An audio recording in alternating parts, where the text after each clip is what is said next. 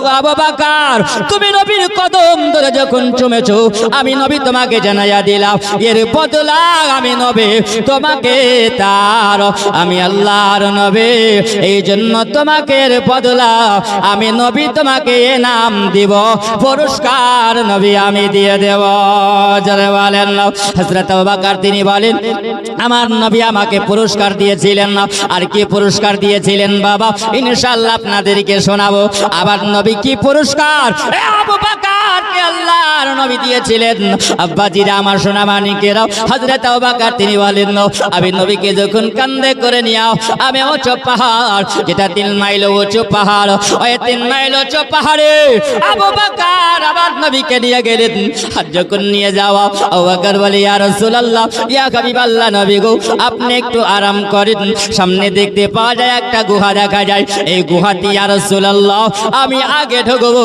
তারপরে আপনাকে ঢোকাবো জোরে বলুন কেন আবু বকর বলে আরে দাদা আমার নবীকে এত ভালোবাসি হযরত আবু বকর তিনি বলেন আমি নবীকে বসিয়ে দিলাম আর আমি ঢুকলাম কেন এই জন্য যদি ওই গুহার ভিতরে সাপ বিচ্ছু যদি থাকে হিংস্র প্রাণী যদি থাকে তাহলে আমাকে ধ্বংস নাগে করবে আমাকে আগে আক্রমণ করবে আর আমি যদি আক্রমণে যদি আমি ইন্তিকাল করে যাই আমি যদি মারা যাই আমার বিনিময়ে আমার নবী বেঁচে থাকবে জোরে বলো আমার নবীকে আবু বকর এত ভালোবাসেন নাও হযরত আবু বকর বলে নাও আমি যখন ঢুকে গেলাম ওই ঢুকে যাওয়ার পরে হযরত আবু বকর বলে একটু জঙ্গল ছিল আর জঙ্গলটাকে আমি পরিষ্কার করে দিলাম আর পরিষ্কার করে দেওয়ার পরে যেন দেখতে পাওয়া যায় ছোট ছোট ছিদ্র যেন দেখতে পাওয়া যায় একটু গুহা দেখতে পাওয়া যায় হালকা হালকা যেন গর্ত দেখতে পাওয়া যায় হযরত আবু বকর বলেন ও আল্লাহ তাআলা আল্লাহ পাক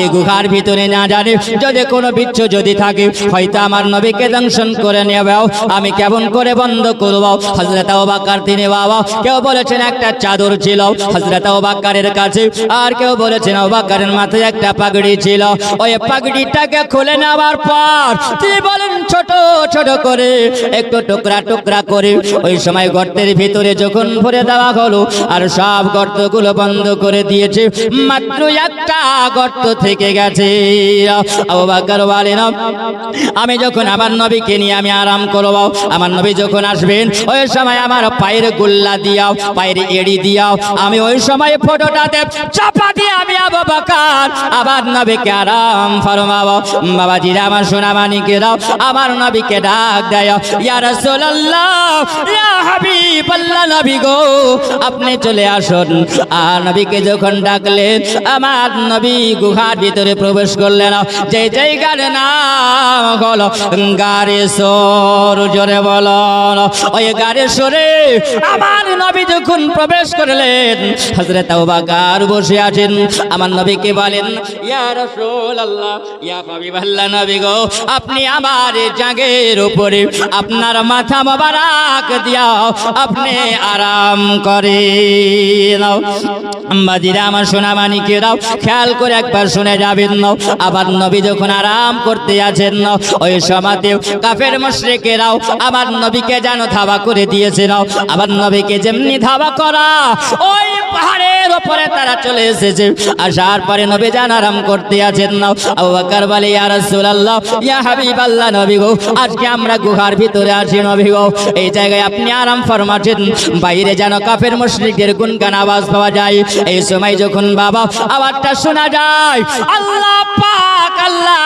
তাআলা আমার নবীকে হেফাজত করার জন্য আল্লাহ পাক জানিয়ে দেন ওরে কবুতর যা চলে যাও ওই জায়গাতে একটু বাসা বেঁধে নে আর বাসা বেঁধে নেওয়ার পরে ওই জায়গায় গুহার সামনে ডিম পেড়ে দে জোরে বলুন আম্মাজিরা আমার সোনা মানিকেরা আল্লাহ পাক বলে এ মাকড়সা চলে যা যাবার পর ওই জায়গায় জাল পেড়ে দে আর গুহার মুখটায় যখন জাল পেড়ে দেবে ওই সময় কাফের মুশরিকেরা আসার পরে তারা বুঝতে পারবে তাদের ধারণাটা উল্টো হয়ে যাবে জোরে বলে বাবাজিরা আমার সোনা মানিকেরাও, আল্লাহ পাক কেন এই জায়গায় কবুতরকে বললেন কবুতর তুমি ডিম পেড়ে দাও আর মাকড়সা তুমি জাল পেতে দাও? এই জন্য আল্লাহ পাক বলেন না ইন্নী আলামু মা লা তা'লামুন, আমি যেটা জানি জগতের মানুষ মালাইকা ফারিস্তারা তোমরা সেটা কেউ তোমরা জানো না। আল্লাহ যেটা জানেন সেটা আমার আপনার দ্বারাতে সম্ভব হবে না, কাউরি দ্বারাতে সম্ভব হবে না। এই জন্য মুসলমান আল্লাহ পাক বলেন ওই জায়গাতে আমার হাবিবুল্লাহ আমার দোস্ত আরাম করতে আছেন, আর হাবিবুল্লাহ দোস্ত যিনি হলেন তিনি হলেন আবু বকর। জোরে বলেন। এই জন্য আমার আল্লাহ পাক ওই কবুতরকে হুকুম দিয়েছিলেন বাবা ওই কবুতরটা কোন জামানার ছিল, আর ওই মাকড়সা জাল পেড়েছিল, আর জাল পেড়ে যখন বাসা বেঁধেছে ওই মাকড়সাটা কোন জামানার ছিল জানেন আপনারা? কেউ জানেন যে মাকড়সা জাল পেড়েছিল আর কবুতরে ডিম পেড়েছিল? সোনামানি কামাত ওই সময় মাকড়সা যে জাল পেড়েছিল হযরত ইব্রাহিম আলাইহিস সালামের জামানার মাকড়সা। আল্লাহ পাক আল্লাহ তাআলার কাছে হযরত ইব্রাহিম আলাইহিস সালাম তিনি কাবা ঘর তিনি নির্মাণ করবেন, তিনি যখন একটু চিন্তায় বসে আছেন না কোন জায়গা থেকে ধরব, আল্লাহ পাক আল্লাহ তাআলা জানিয়েছিলেন না ওরে মাকড়সা চলে যা আমার পয়গম্বর ইব্রাহিম আলাইহিস সালামকে ওই জায়গার নিশানাটা দিয়া তুমি জাল পেড়ে দাও, তাহলে তিনার বসতে সুবিধা হবে। জোরে বলেন সুবহানাল্লাহ। আল্লাহ পাক বলেন এ মাকড়সা যখন আমার পয়গম্বর ইব্রাহিম আলাইহিস সালামকে তুমি যখন সহযোগিতা করেছো আমি আল্লাহ পাক আল্লাহ তাআলা তোমাকে অতদিন হায়াত আমি দেব যতদিন আমার নবী হিজরত করে মক্কা থেকে মদিনা যাবে, অতদিন তোমাকে আমি আল্লাহ পাক হায়াত দান করব। জোরে বলেন। আল্লাহ পাকের সব ইচ্ছা হয় বাবা ওই কবুতরটি ডিম পেড়েছিল, ওই কবুতর ডিম পারলো, ওই কবুতরটা ছিল হযরত নূহ আলাইহিস সালামের জামানার। জোরে বলেন। বাজিরা আমার সোনা মানিকেরা হযরত নূহ আলাইহিস সালাম সর্বপ্রথমে বলেছিল যখন তোমরা যাও যদি পাহাড় থেকে নৌকা যখন লেগেছিল আর যখন পানি কমে গেছিল কমে যাবার সবাই আল্লাহর পয়গম্বর নূহ আলাইহিস সালাম বলেছিল বলে যারে ওরে কবুতর যাও তুমি একটু খবর নিয়ে এসেছিল। ওই কবুতর যখন খবর দিল আল্লাহর পয়গম্বর কবুতরের কাছ থেকে খবর সুসংবাদ পেয়েছিল, ভালো সংবাদ পাওয়ার কারণে আল্লাহ পাক আল্লাহ তাআলা বলেন না ওরে কবুতর বলে শোন তুই যখন আমার পয়গম্বর নূহ আলাইহিস সালামকে তুই যখন রাজি করে নিয়েছিল আমি আল্লাহ পাক তোর উপরে আমি আল্লাহ খুশি হয়েছি। জোরে বলেন। এই জন্য আল্লাহ পাক বলেন ওরে কবুতর বলে শোন নাও তুই মানুষের কাছে হবি প্রিয়, কারণ আমার নবীর কাছে যখন প্রিয় হয়েছিল আমি আল্লাহ পাকের কাছে তুমি হলে প্রিয়, তবে তোমাকে আমি আল্লাহ পাক অতদিন আমি আল্লাহ হায়াত আমি আল্লাহ দিব যেই দিনে আমার নবী মক্কা থেকে হিজরত করে যাবে আর কাফের মুশরিকের আসবে আর ওই জায়গায় তুমি ডিম পেড়ে দেবে মাকড়সা জাল পেড়ে দিবা, কাফেরদের ধারণাটা উল্টো হয়ে যাবে। তার কারণ কেউ বুঝতে পারবে না গুহার ভিতরে যদি কোনো মানুষ যদি প্রবেশ করে তাহলে মাকড়সা জালগুলো ছিঁড়ে যাবে আর কবুতর থাকতে পারে না, কবুতর আপন বাসা ছেড়ে উড়ে তারা পালিয়ে যাবে। এটাই হলো আল্লাহ পাক জানে। ওগো নবী আমি আল্লাহ পাক এই জন্য ওই কবুতরকে আর ওই জায়গাতে মাকড়সাকে আল্লাহ পাক জাল পাড়ার হুকুম দিয়েছিলেন। জোরে বলুন সুবহানাল্লাহ। আর একটা জানো কাফিরেরা যখন না ওই জায়গায় ষড়যন্ত্র করে তারা বলছেন চলো গুহার ভিতরে হয়তো আছে, ওই গর্তের ভিতরে হয়তো আছে, কেউ বলছেন না কেমন করে হতে পারে, কোনো মানুষ যদি গুহার ভিতরে ঢোকে মাকড়সা জাল পেড়ে আছে জালগুলো ভেঙে যাবে, জালগুলো থাকবে না আর কবুতর ডিম পেড়ে বসে আছে আর আপন বাসাতে থাকবে না, কবুতর উড়ে পালিয়ে যাবে। এইরকম ভাবে তারা যখন মনের মধ্যে ষড়যন্ত্র করে ওই জায়গাতে বাবা একটা প্রাণী ওই জায়গাতে বলেছিল ঠিক ঠিক করে নবীর বিপক্ষে সাড়া দিয়েছিল। আপনার বাড়িতেও আছে আমার বাড়িতেও আছে, যাকে যদি এক বাড়িতে মারা যায় আমার নবী বলেছেন 100 নেকি পাওয়া যায়। যদি বলেন কটা মেরেছেন? জি, এটা একদম হযরত আয়েশা সিদ্দিকা রাদিয়াল্লাহু তাআলা আনহা হতে বর্ণিত আছে। আমার নবী বলেছেন, আয়েশা ওই সময় এক টিকটিকি, যে দেখবেন কোনো কথাবার্তা যখন বলবেন তখন মাঝখানে টিক টিক টিক টিক করে, করে না করে না? একদম সেরেকি কাজ এটা। কোনো মানুষ দেখবেন যখন ওটা করে তখন দেখবেন কিছু যদি থাকে তো ঠাক ঠাক করে আওয়াজ করে, করে না করে না? জি, অনেক মায়েরা করে, আর বাপজিরাও করে, যে ওর আওয়াজের সঙ্গে সঙ্গে কিছুতে বাড়ি মারে, বলে এটাই হয়তো ঠিক কথা বলছে, বুঝতে পেরেছে, বলে ঠিক কথা বলছে, খবরদার সাবধান, এই শয়তান যদি বাড়িতে থাকে তো বাড়িতে রহমত থাকবে না। এটা হচ্ছে নবীর দুশমন, এক নম্বর নবী দুশমন। আর আমার নবী সাল্লাল্লাহু আলাইহি ওয়াসাল্লাম বলেছেন, সুবহানাল্লাহ, ইব্রাহিম আলাইহিস সালাম, ইব্রাহিম আলাইহিস সালামকে যখন আগুনে ফেলা হয়েছিল তখন ওই সময় রাস্তা দিয়ে এক ব্যাঙ আর এক গিরগিটি, বুঝলেন, গিরগিটি হেঁটে যাচ্ছে, সাপ আর ব্যাঙ হেঁটে যাচ্ছে। ওই সময় দুজনের সঙ্গে কথা হচ্ছে, তুই কোথায় যাবি? তো বলছে যে আমি তো যাব, ইব্রাহিম পয়গম্বরকে নাকি আগুনে ফেলেছে, আমি যাব, যাওয়ার পরে একটু পেচ্ছাব করে দিব, আমার পেছাবে যদি একটু আগুন লিভায়, জোরে বলেন সুবহানাল্লাহ। আচ্ছা, ব্যাঙের পেছাবে কি আগুন লিভাবে? সম্ভব হবে? বড় একটা জায়গাতে যদি আগুন লেগে যায় তো আগ বাঁধে না, পানি দিয়ে ঢেলে দিলে পারে লিভাবে? লিভাবে না, তাই না? কিন্তু মহব্বত দেখেন, নবীর মহব্বত, ইব্রাহিম পয়গম্বরকে যে মহব্বত করেছেন, আমার একটু পেছাবে তো আগুন নিভাবে না, কিন্তু যতটুকুই নিভাই আমি নবীর পক্ষ হয়ে আমি যাব। তখন গিরগিটি বলছে, বলে শোন, তুই যে লিভাবি আর আমি যে ফু দিয়া ধরাব। দেখবেন অনেক জায়গাতে ঠান্ডার টাইমে রাস্তাঘাটে কিন্তু বসে একটু মানুষেরা আগুন জেলে একটু গোল করে ঘেরে বসে থাকে না, আগুন খেয়ে গেলে কিন্তু ফু দিয়ে ধরাই না? জি বাবা, ওই গিরগিটি বলছে যে আমি যাবো, আর যাওয়ার পরে ফু দিয়ে ধরাবো। আল্লাহ পাক সব কিন্তু শুনছে, শুনছে না? শুনছে না? আজকে এই জায়গাতে বসে আছে, নবীর মহব্বতে বসে আছেন, কিন্তু মুসলমান আজকে আমাদের বিচার হলো আলাদা, তাই না? এটা মহব্বতেও সবকিছুই কিন্তু হয়। আল্লাহ নবী সাল্লাল্লাহু আলাইহি ওয়াসাল্লাম বলেন, ওই জায়গাতে দেখলেন দুটোর নিয়াত কিন্তু আলাদা আলাদা, তাই না? আলাদা আলাদা নিয়াত, কিন্তু মহব্বতটাও হলো আলাদা, একটা হলো খারাপ আর একটা হলো ভালো।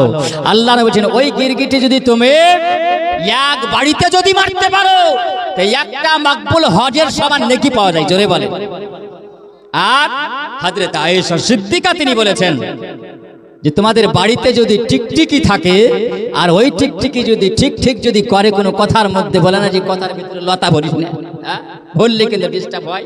অনেক মানুষ দেখবে ভাগ ভাগ করে বকলে পারে কথার ভিতরে টুক করে কথা বলে দেয়, বলে না? জি বাপ, সুবহানাল্লাহ। আর কাজই হলো এটাই, মানুষকে বিভ্রান্তি করা। হযরত আয়েশা সিদ্দিকা তিনি বলেছেন, ওই টিকটিকি যদি তোমার বাড়িতে যদি থাকে আর যদি ওই সময় টিকটিকি যদি করে আর ওই টিকটিকিকে এক বাড়িতে যদি মারতে পারো তো তোমার আমলনামাতে আল্লাহ 100টা নেকি দেবে। দুই বাড়িতে যদি মরে তাহলে 10 নেকি কমে যাবে, 90 হবে। 3 বাড়ি যদি হয় তো সুবহানাল্লাহ 10 10 করে তোমার কমে যাবে। হযরত আয়েশা সিদ্দিকা নবীকে বলেন, ইয়া রাসূলুল্লাহ, তাহলে ওই টিকটিকিটা বদ খাসলত না ভালো খাসলত? বলছেন আয়েশা, সেই সময় কাফেরদেরকে ঠিক ঠিক করে আওয়াজ দিয়েছিল, এটাই সত্য হবে, কিন্তু সুবহানাল্লাহ আল্লাহ পাক যে আমাদেরকে হেফাজতে রেখেছিলেন, জোরে বলেন। জি বাপ, সুবহানাল্লাহ। তো বাড়িতে ওই শয়তান জিনিস রাখবেন না, বাড়িতে কোনো উন্নতি থাকে না, হয় না, যেটা আয়েশা সিদ্দিকা তিনি বর্ণনা দিয়েছেন। বাবাজি আমার সোনা মানিকেরাও একবার খেয়াল করে শুনে যাও, আল্লাহ পাক আল্লাহ তাআলা ওই সময় বলেছিল, কবুতরে ডিম পাড়িল, মাকড় সাথে জাল পাড়িল, জোরে বলো না, কবুতরে ডিম পাড়িল, মাকড় সাথে জাল পাড়িল, আরে হেফাজতে আল্লাহ তাআলা, হেফাজতে আল্লাহ তাআলা নবী রেখে মদিনাতে পাঠালো কবগতরে ডেম পড়ে গেল আম্মাজিরা আমার সোনা মানিকেরা ওই সময় আল্লাহর নবী যেন আরাম করতে না যেন হযরত আবু বকর বলে ইয়া রাসূলুল্লাহ ইয়া হাবিবাল্লাহ নবী গো বাইরে কাফেররা যেন ষড়যন্ত্র করতে আছে নাও আবার নবী বলেন লা তাহজান ইন্নাল্লাহা মা'ানা জোরে বলেন আবার নবী বলছেন বলে আবু বকর আমরা এই জায়গাতে আছি যার ইবাদত আমরা করে আল্লাহ পাক আমাদেরকে হেফাজত করবে জোরে বলেন আল্লাহর রাস্তায় যদি তোমরা থাকো আল্লাহ পাক হেফাজত করবে না ও আবু বকর কোনো ভয় নাই কোনো টেনশন নাই মানে তোমাকে কোনো ভয় করতে হবে না হযরত আবু বকর আবার নবীকে নিয়ে আরাম করতে আছে না ওই গুহার মধ্যে গাড়ের মধ্যে বাবা একটা সাপ লুকায়া ছিল ওই গর্তের মধ্যে সাপ ঢুকেছিল সাপ বলেন না আমি অনেক দিন ধরে গর্তের মধ্যে আছি আমি বুঝে নিয়েছিলাম ওই সময় আমার নবী যেখান দিয়ে হেঁটে যাই বাবা সেই জায়গাতে মেশকে আম্বারের চাইতে খুশবু ছুটতে থাকে জোরে বলেন আবার নবীর ঘাম মোবারক পাসিনা মোবারক মেশকে আম্বারের চাইতে হলো খুশবু আছে বেশি ওই সময় বাবা হযরতে আমার আবু বকরকে সঙ্গে করে নিয়ে আবার নবী যখন আরাম করেন ওই গুহার ভিতরে ওই সাপ বুঝতে পেরেছে আমার নবী যেন এই গুহার ভিতরে এসেছেন যিনি হলেন রাহমাতাল লিল আলামিন জোরে বলেন তিনি যখন বুঝতে পেরেছেন ওই সাপ বলতে আছেন না বলে মাবুদ আল্লাহ আমি বুঝতে পেরে নিয়েছি যাকে তুমি পৃথিবীর জমিনে রহমত করে আল্লাহ তুমি পাঠিয়েছো আল্লাহ তুমি জানিয়েছো কোরআন মাজিদে আমার সাল্লাকা ইল্লা রাহমাতাল লিল আলামিন জোরে বলেন আল্লাহ পাক তুমি যাকে রহমত করে পাঠিয়েছো ওই রহমতের নবী চলে এসেছে না আর আমি রহমত নবীর খুশবু আমি পাই যার খুশবু হলো মিশকে আম্বারের চাইতে হলো সুন্দর রহমতে আলাম নবী নূরে মুজাসাব সাহাবীরা তোর বানায় নূর নবীজির ঘাম সাহাবীরা তোর বানায় নূর নবীজির ঘাম জোরে বলেন রহমতে আলাম নূরে মুজাসাব সাহাবীরা তোর বানায় নূর নবীজির ঘাম সাহাবীরা তোর বানায় নূর নবীজির ঘাম উসতুনে হান্নানা ছিল একটা খেজুর গাছের নাম যাকে ধরে খুতবা দিতেন রাসূল আকরাম জোরে বলেন উসতুনে হান্নানা ছিল একটা খেজুর গাছের নাম যাকে ধরে খুতবা দিতেন রাসূল আকরাম তোমরা আরো শোনবানে সুন্দর কাহিনী তোমরা আরো শোনবানে সুন্দর কাহিনী জান্নাতের ওই রুমে রুমে দয়ার নবীর নাম জান্নাতের ওই রুমে রুমে দয়ার নবীর নাম রহমতে আলাম নূরে মুজাসাব সাহাবীরা আতর বানায় নূর নবীজির ঘাম সাহাবীরা আতর বানায় নূর নবীজির ঘাম আম্মাজিরা আমার সোনা মানিকেরা ওই সময় ওই গুহার ভিতরে যে সাপ রয়েছে সাপ বলে আমি মহাপতি ছটফট করতে আছে আমি যখন দেখলাম এক এক করে আমি গর্ত করে রেখেছিলাম এক একটা গর্ত নয় কিতাবের মধ্যে লেখা আছে বাবা তিনি বলেছেন আমি ওই সময় 70 থেকে 72টা গর্ত করেছিলাম জোরে বলেন ওরে গুহার সাপ বল আজকে তুই কেন এত গর্তগুলো করেছিলি বল বলতে আছে এই জন্য আমি জানতাম আমার রহমতের নবী আসবেন মক্কা থেকে হিজরত করে তিনি মদিনা যাবেন আর 3 দিন ধরে এই মক্কা থেকে যখন আসবেন 3 দিন ধরে গারে সুরে এই গুহার ভিতরে আমার ওই নবী একটু আরাম করবে না আর ওই সুযোগে আমার নবীকে আমি দর্শন করে নেব কেউ বলেছেন ওই সাপটা ছিল বাবা হযরত ঈসা আলাইহিস সালামের জামানায় কে বলেছিল ওই সাপটা হযরত মুসা আলাইহিস সালামের জামানায় একটু জীবনীটা একটু আলগা করি বাপ এই সময় শুনবেন বুঝতে পারা যাবে ওই সময় বলেছিলেন মুসা আলাইহিস সালামের একজন আশিক, একজন প্রেমিক, তিনার সাহাবী। ওই সময়তে বাবা তিনি বলেছিলেন, আমি ওই সময় তাওরাত পড়তেছিলাম, যে তাওরাত কিতাবটা হযরতে মুসা আলাইহিস সালামের উপরে আল্লাহ পাক আল্লাহ তাআলা নাজিল করেছিলেন। ওই তাওরাত পড়তে যখন আমি ছিলাম, ওই তাওরাতের মধ্যে দেখে ওই মুহাম্মাদের নাম লেখা আছে, আমার নবীর নাম লেখা আছে। এক এক করে আমি নামগুলো যখন কাটতেছিলাম, কারণ মুসা আলাইহিস সালাম আল্লাহ পাক যাকে কালিম আল্লাহ বানিয়েছেন, ওই কিতাবের মধ্যে দেখলাম আমি মুসা আলাইহিস সালামের নাম দেখা যায় না, আমি দেখলাম কয়েক জায়গায় নাম আছে আর মুহাম্মাদের নামে ভর্তি হয়ে আছে। আমি মুহাম্মাদকে দেখি নাই, আমি তো এই নবীকে কোনোদিন দেখিনি, তবে ওই মানুষটাকে, ওই মানুষটার নাম কেন আছে, এই বলে আমি একটা একটা করে আমি সব নামগুলো যখন কেটে দিলাম, আবার আল্লাহ পাক আল্লাহ তাআলা বলেন, আমার মুহাম্মাদের উপরে, আমার হাবিবুল্লাহর উপরে যদি কেউ ছোরা চালায়, আমি আল্লাহ পাক এটা বরদাস্ত করব না। জোরে বলেন, আল্লাহ পাক বলে এটা বরদাস্ত করব না। সুবহানাল্লাহ। বাবাজিরা আমার একটু খেয়াল করে শুনে যাবেন, মনোযোগ দিয়ে শুনে যাবেন। সুবহানাল্লাহ। এক এক নবীর জামানাতে আল্লাহ পাক এক এক বালা দিয়েছিলেন, ওটা বালা নয়, আল্লাহ পাকের গজব ছিল। মুসা আলাইহিস সালাম দোয়া করেছে, আল্লাহ তুমি গজব দিয়ে দাও, আল্লাহ পাক গজব দিয়েছিলেন। আবার দয়ার নবী রাহমাতাল লিল আলামিন আল্লাহকে বলেছিল, আল্লাহ পাক ও আল্লাহ তাআলা তুমি আমার উম্মতির উপরে গজব দিও না, আল্লাহ তুমি আমার উম্মতিকে বালা মুসিবত দিও।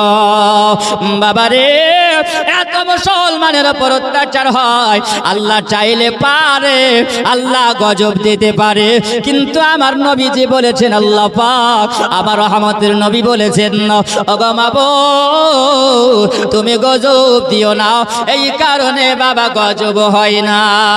বুঝলেন, আমাদের সহ্য হয় না, আমরা বলি আল্লাহ পাক কেন গজব আল্লাহ দেয় না, কিন্তু মুসলমান আপনাকে বলে যাই বাবা, আমার নবীজি আপনার আমার জন্য দোয়া করেছেন, এমন এই মাহফিল চলতে আছে। সুবহানাল্লাহ। বাবাজি আমার সোনা মানিকেরা, আল্লাহ যদি চায়, আল্লাহ পাক বলেন আমার নবীর মাহফিল দাঁড়াতে, আমার নবীর কোনো যদি একটা বেয়াদবি যদি কেউ করে দাও, আমি আল্লাহ পাক বরদাস্ত করতে পারবো না। যদি বলেন সুবহানাল্লাহ।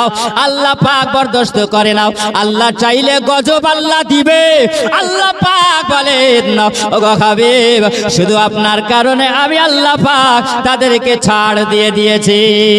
বাবা একটু আপনাকে আমাকে বুঝে নিতে হবে রে। ওয়াও, আল্লাহ চায়, আল্লাহ বলেন রহমানুর রহিম। জোরে বলুন, আল্লাহ বলেন গফুরুর রহিম, আল্লাহ পাক ক্ষমা করে দেয়। সোনা মানিক আমার আব্বাজিরা একটু খেয়াল করে শুনে যাবেন, ওগো আমার মা খালা শুনে যাও গো আমার রাত্রির বেলা মুসা আলাইহিস সালামের ওই প্রেমিক তিনি বলেন, যখন আমি নামটা কেটে দিয়েছিলাম, আল্লাহ পাক এটা সহ্য না করতে পেরে ওই সময় আল্লাহ ওই মানুষটাকে সোনাগুদি সাপ বানিয়েছিলেন। জোরে বলেন, সোনাগুদি সাপ বানিয়ে দিয়েছিলেন, যার নাম হলো হারসা, যার নাম হলো হারিস।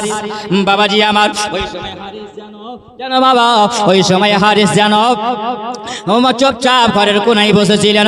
মুসা আলাইহিস সালাম আসার পরে বলেছিল, ওই রে আমার হারিস আমার ডাকে সাড়া দাও। হারিস যেন ঘরের কোনা থেকে আওয়াজ দেয়, বলে হারিস তোমার এরকম অবস্থা কেন? তিনি বলতে আছেন, ইয়া রাসূল, ওগো আমার পয়গম্বর মুসা আলাইহিস সালাম, আমি যখন আপনার তাওরাত খান পড়ি, ওই সময় তাওরাত পড়তে পড়তে একজনের নাম দেখলাম, যার নাম হলো মুহাম্মদ। এই মুহাম্মাদের নামটা যখন আমি সব কেটে দিয়েছি, ওই সময় আমার আকৃতি আল্লাহ পাক সাপ বানিয়ে দিয়েছেন। ওগো আল্লাহর পয়গম্বর কালিম, আপনি যদি আল্লাহ দরবারে একবার দোয়া যদি আপনি করে দেন না, আল্লাহ পাক হয়তো আপনার দোয়া কবুল করবে।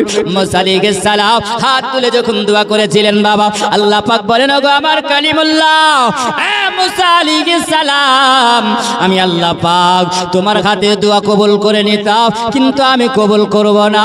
তোমার ওই খলিফা, ওই তোমার সাহাবে যে তোমার উপরে বড় বেয়াদবি করে নয়, আমার হাবিবের উপরে বেয়াদবি করার কারণে আমি আল্লাহ পাক তাকে সাপ বানিয়ে দিয়েছি। জোরে বলো, ওগো আমার কালিম, তবে শোনো, আমি ক্ষমা করব না। আমার ওই নবী দুনিয়াতে যাবে, আর নবী দুনিয়াতে যাবার পরে যদি আমার নবী যদি তাকে ক্ষমা দিয়ে দেয়, তাহলে আমি আল্লাহ ক্ষমা দিয়ে দেব। জোরে বলবেন, মুসা আলাইহিস সালাম তিনি বলেছেন আল্লাহ তাআলা ও আল্লাহ পাক এই মানুষটাকে এতদিন পর্যন্ত জীবিত রাখবে না। আল্লাহ বলেন যতদিন পর্যন্ত আমার নবীকে আমি না পাঠাবো আর আমার নবীর সঙ্গে সাক্ষাৎ না করায়া আমি আল্লাহ পাক তার মরণ দেব না। তাওরাতের মধ্যে লেখা ছিল আমার নবী যখন মক্কাতে জন্ম নেবে 53 বছর বয়সে আমার নবী মক্কা থেকে মদিনাও হিজরত করে যাবে। আর হিজরতের সময় আবু বকরকে সঙ্গে নিয়ে ওই গারে সুরে তিনি 3 দিন আরাম করিবেন। জোরে বলেন। যখন পড়েছিলেন তখন বলেছেন আল্লাহ পাক আর আমি মিশরের বুকে থাকবো না, মিশরের সরজমিনে থাকবো না, গোটে গোটে পায়ে যেন সাপটা ঘেটে ঘেটে বাবা ওই গুহায় তিনি বসে বসে আরাম করেছিলেন না। অগমাবো যেই দিনে তোমার রহমত তিনি নবী আসবে সেই দিনে আমার নবীকে দেখে নিও, আমি সেই দিনে ক্ষমা চেয়ে নেব। এই জন্য আমি ৭৭টা ফটো করেছিলাম, যেই ফটো দিয়ে আমি আগে বেরাতে পারবো সেই দিনে আমার